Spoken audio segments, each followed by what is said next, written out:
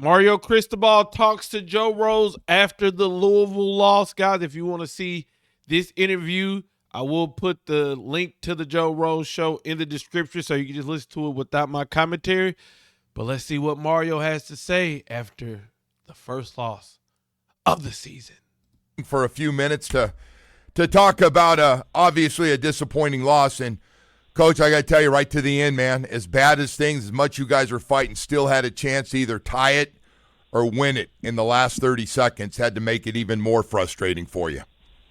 Yeah, good morning, Joe. Certainly not what we wanted, not what we worked for. But, again, you get what you earn. We didn't earn it that night, and back to work, man.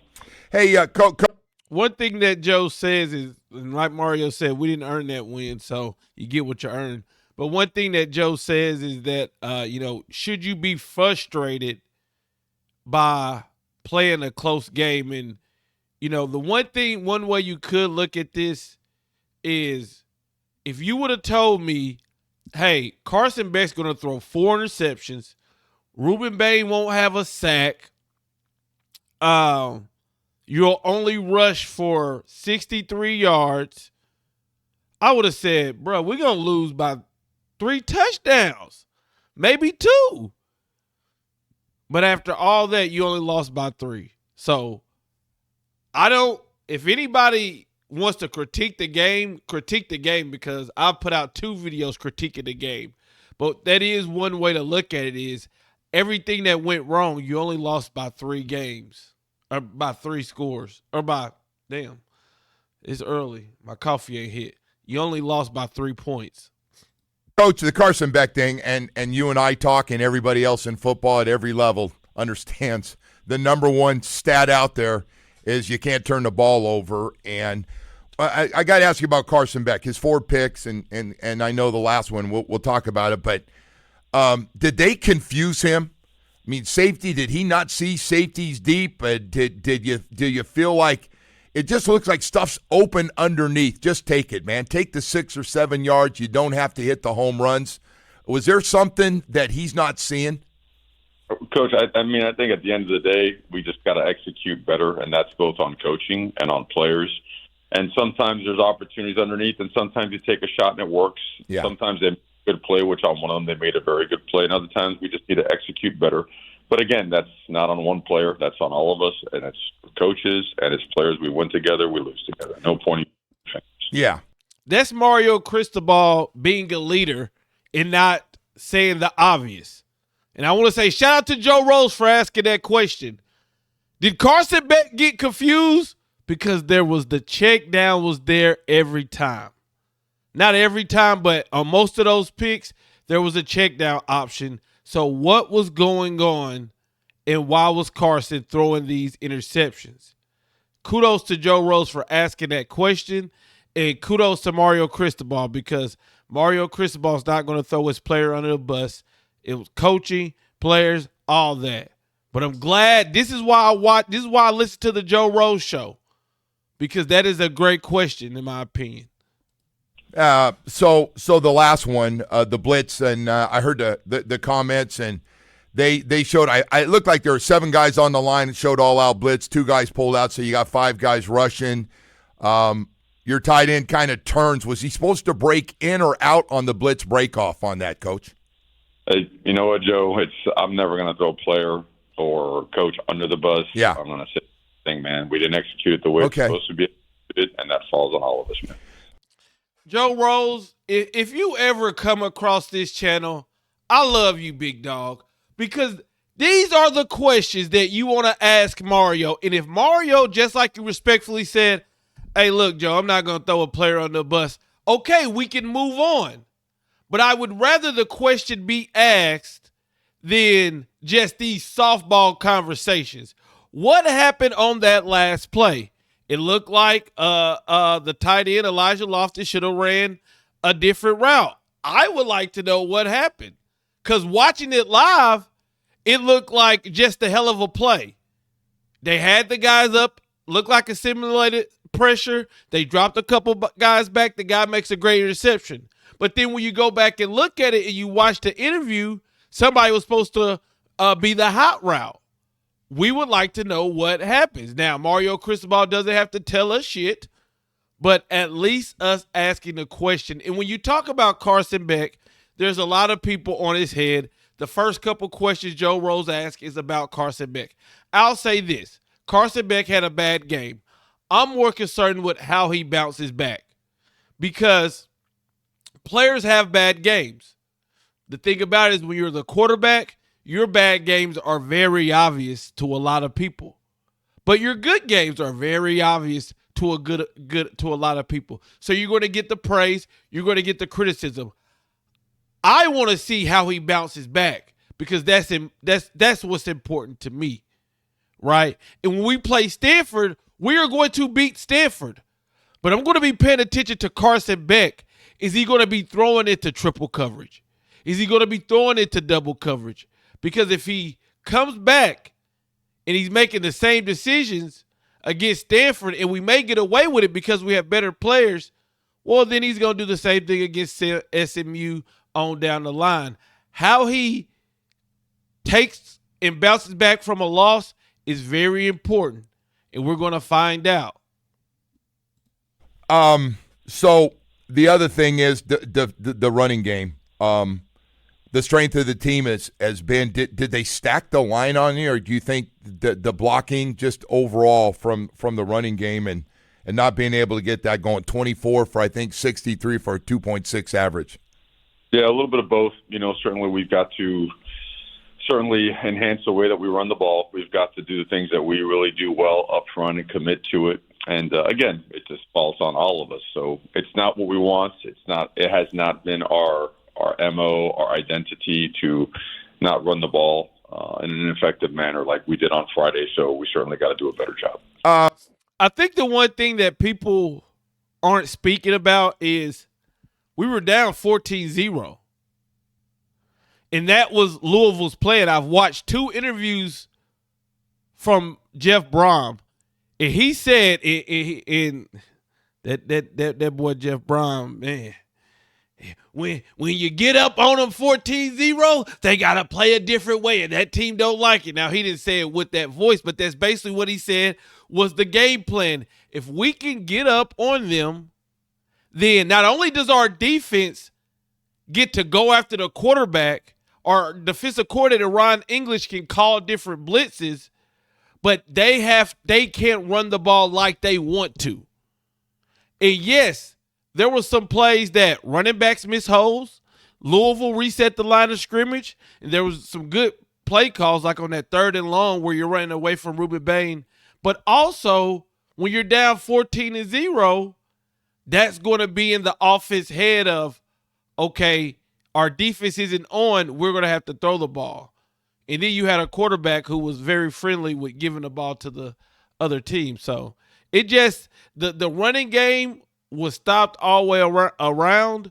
But I think one of the reasons why is because of how the game had played out as well. We do need more creativity in our running game. I do agree with that. The call on, I had a lot of people call me, and Malachi Tony just had friggin' he's not acting like an 18-year-old, I can tell you that. He was just sensational, everything. Throwing it, catching it, coming around, catching after just was doing it all for you. What do you think of the fair catch? I know it really bothers some people that they blew the whistle on that it wasn't. Were you bothered by that? I'm not trying to get you in trouble with the officials. What do you think of that? I can see it both ways, Joe. I can see where he's not trying to signal, but I mean the officials they're told men that hand comes above a certain level of the body. Okay. That they where it is. So I can see it both ways. Certainly you don't want it blown dead because you have a chance for a big play, but you move on. To me, it's like how many times, and I'm with Mario. I could see when you watch the video, I can see how somebody could say, "Well, he waved his arms," but to me, it didn't look definitive. But also, there's a part of me is like, damn, why does it seem like this happens to us? Like, just like the Marty Brown run gets blown dead. That shit is just aggravating. Your guys, they hung in there. Did they surprise you on anything? I mean, they played aggressive. The fake field goal right off the bat. They had it down there. Thought they were going to try a short field goal. Did that surprise you at all? Were you guys caught a little bit by surprise on that one? Well, we practiced every fake field goal imaginable, and we need to have a better call there. It's called you can defend it, and we rep certain things and similar to that. But we have to provide our players with a better opportunity to have just a more successful play. You still can make it, but it's not total advantage Miami there. We got to do a better job as coaches. The thing about Louisville is we know they're going to run fake field goals and fake punts. So that should have caught anybody off guard. Line of scrimmage overall, they end up doing a pretty good job. I didn't know. I wasn't obviously they got a really good football team, a lot of great players on that Louisville team. Did they surprise you on how physical they were? No, we knew they had a good football team. We knew it was going to be a battle. We trained for that. We certainly invested a lot of time throughout the bye week and during game week as well. So none of that surprised us. We got on our heels early. I mean, that's obviously part of it.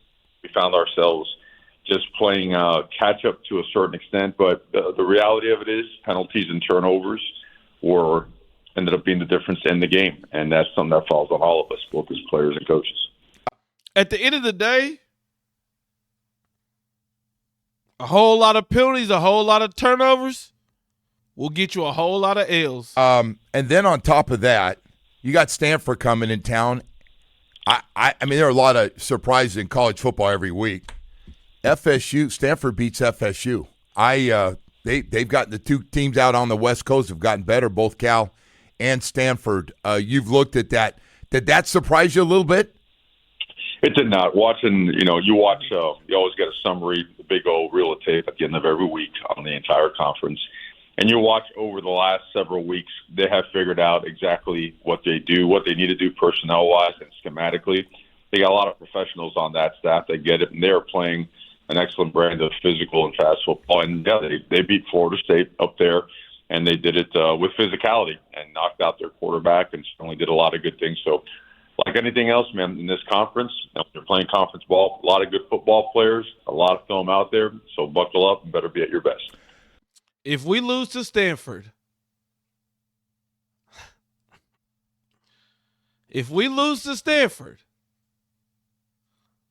there needs to be a lot of come to Jesus meetings. There need to be a lot of convos had if we lose to Stanford. Because I just watched Stanford. Every snap. Should have been in bed. But I stayed up for the hate watch just to see Florida State lose. That Stanford team, they do play hard. But I'll say it again. If Miami loses to Stanford, shut the whole damn season down. All right, so I got to go back to, I guess, my number one crush in this town, this Malachi Tony. He literally has just in the last month he was 17 years old to start the season.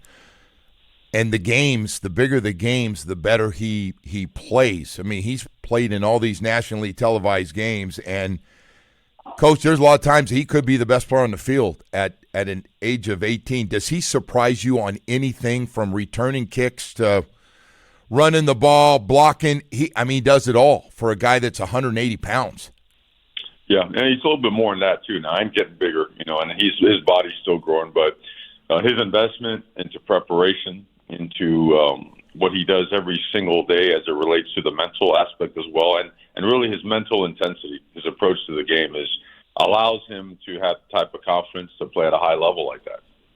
Hey, Coach, how do you get – Here's the thing. Malachi Tony is no longer – when he makes a big play, we all get excited, but it's not a surprise anymore. It's not a surprise to me. It's not a surprise to you. Therefore, the next DCs that we play, it's not going to be a surprise to them. So here is what we need to do.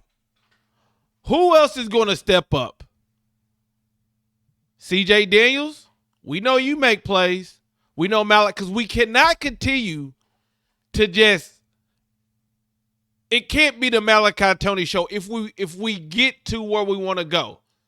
Now, can we just throw the ball to Malachi Tony and he can go out and beat Stanford? Yes.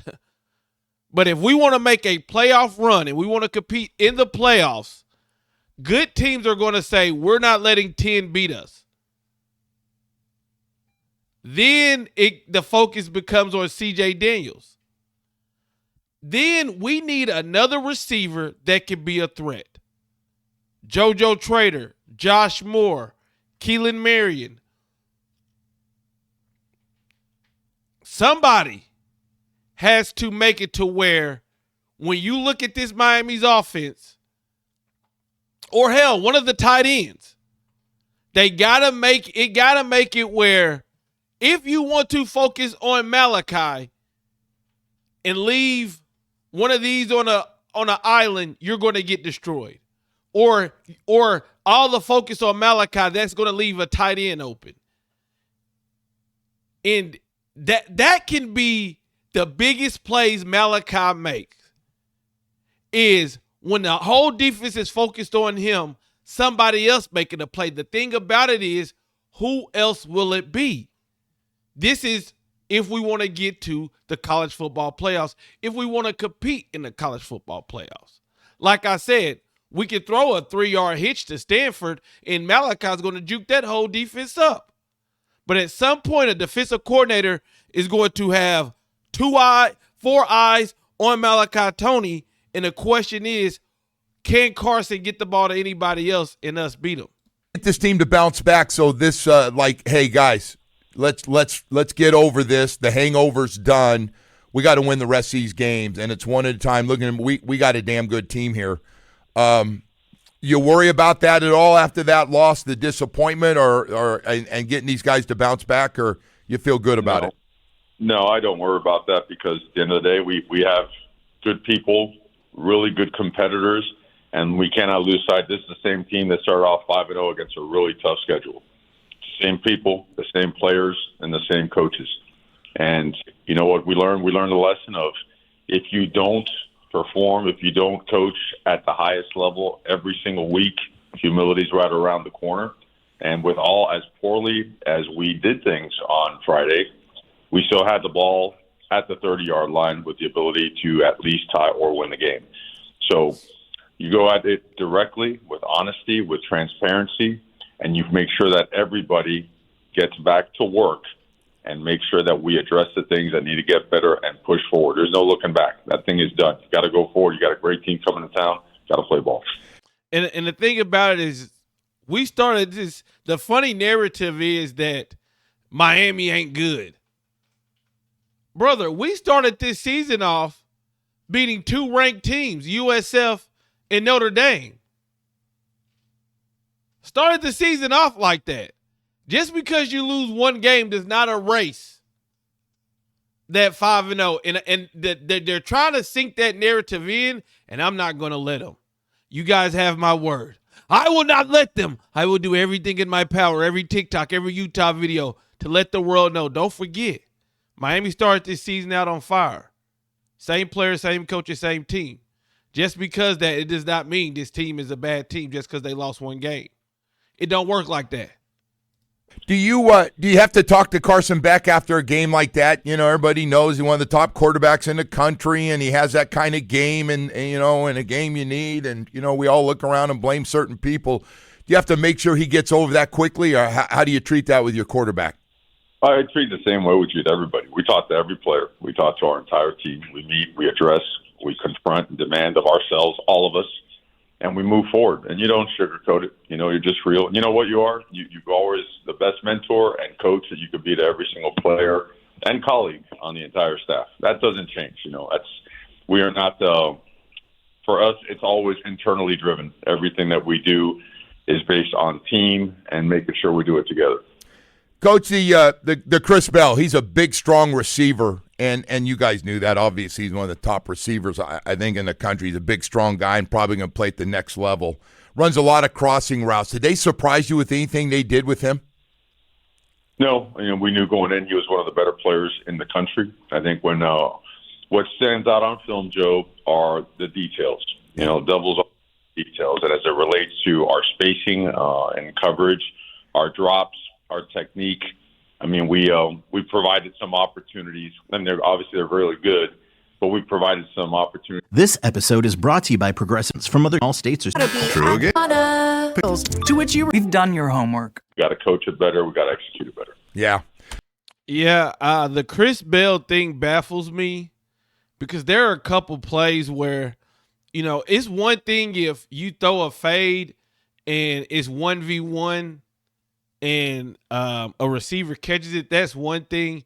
It's another thing when he catches the ball and there's 3 guys around him and he scores a touchdown.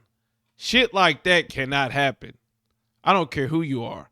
And then also, I would ask the question, why didn't we challenge them more?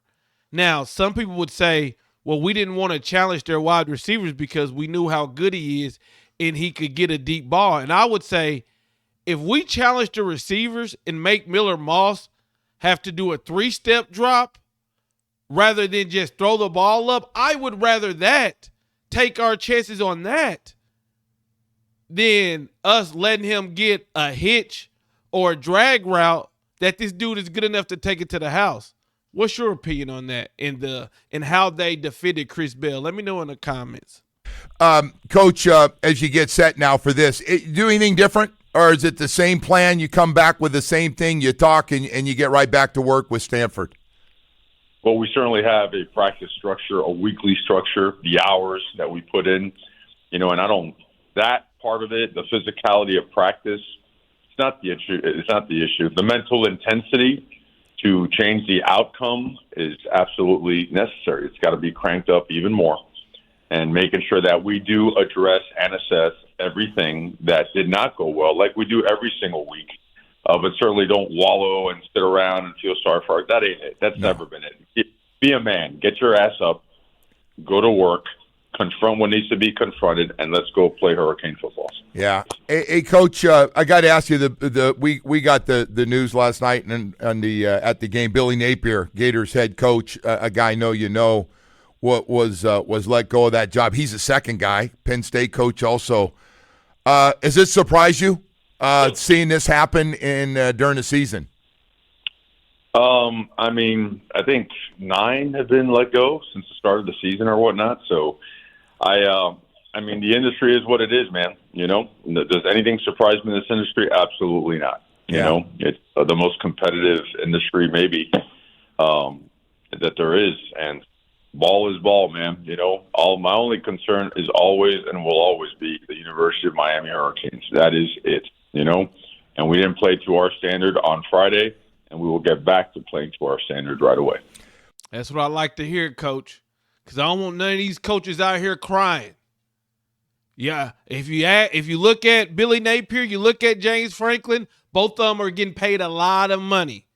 Not only that, both of them, James Franklin, you asked for a new defensive coordinator. Penn State went out and stole a defensive coordinator for you. Then they went out and got Trevor Pena and all those players from the transfer portal. And you didn't win games. Your ass is fired. Billy Napier, you should have been gone last year. And what happens? They don't fire you. They go out and they get your Dallas Wilson. They get your VB3. They give you money, and you don't win games. These coaches out there like a Nick Saban talking about this ain't fair and how they treated you ain't fair. Cut the shit. Your coaches are paid to win games. If they give you the NIL money, if they give you the facilities, if they give you the coaches and you don't win games, are they supposed to keep paying you millions and millions of dollars? And when they fire you, you still get paid millions and millions of dollars. So like our coach said, this is ball, man. Nothing surprises us. Well, I got to tell you, man, watching all these games, and my God, the ACC does not get enough credit for some of these teams down the stretch, and a lot of them going to be playing each other. So you got to still feel good about you just got to, like you said, just got to keep winning games and let this thing fall into place with the record of what you did early in the season here on strength of schedule. Thing that all of us always have to understand is that you're not supposed to be a team. You have to earn Yes. meaning. And in college football, which is now it's working its way to being pro football, every single team has really good players, and you have 6, 7, now some even 8 games of film out there. So if you are not at your best, these margins are so small that a penalty that derails a possession, a missed field goal, a non-conversion, all those things, those margins are so small that if you give enough of those away, you're going to get your ass beat, okay? So that means that every single detail, every single day has to be attended to at the highest level, and that's what we work at doing. We didn't get the outcome we wanted, but one thing about us, we never, ever quit. We don't stay down, and we go back to work, man. You know, you handle it like a grown-ass man. That's it. No excuses, no sugarcoating. Let's go. We lost. We got out-coached. We got outplayed, and we lost. And I want to see how this team is going to bounce back. And I said this when I talked about Carson Beck. What did I say? How will he respond? Will he go out there and take the open man, take the check downs, or will he respond by doing what got us beat, just throwing the ball into triple coverage? That's what I'm looking for in the Stanford game. Just like for the team as a whole, are you going to go in the Stanford game? Because we're going to win that game. I hope we win that game. But will there be a lot of penalties? Will there be a lot of miscommunication? Because if you continue to do that, that will get your shit beat. And it may not happen against Stanford, but it will on down the line. I'm very interested to see how this team comes back. And not just if they win the game, but how they win the game. You know what, Mario? That sounds like an NFL team, too. Same things, right? Just small things, that the costly turnover, the penalty that calls a big play back, and those type of things, or thinking you can run the ball and you're not running the ball the way you want. You have to go to different things. Anyway, Coach, thank you. Appreciate you coming on this morning. Thank you, Joe. All right. Mario Cristobal, Hurricanes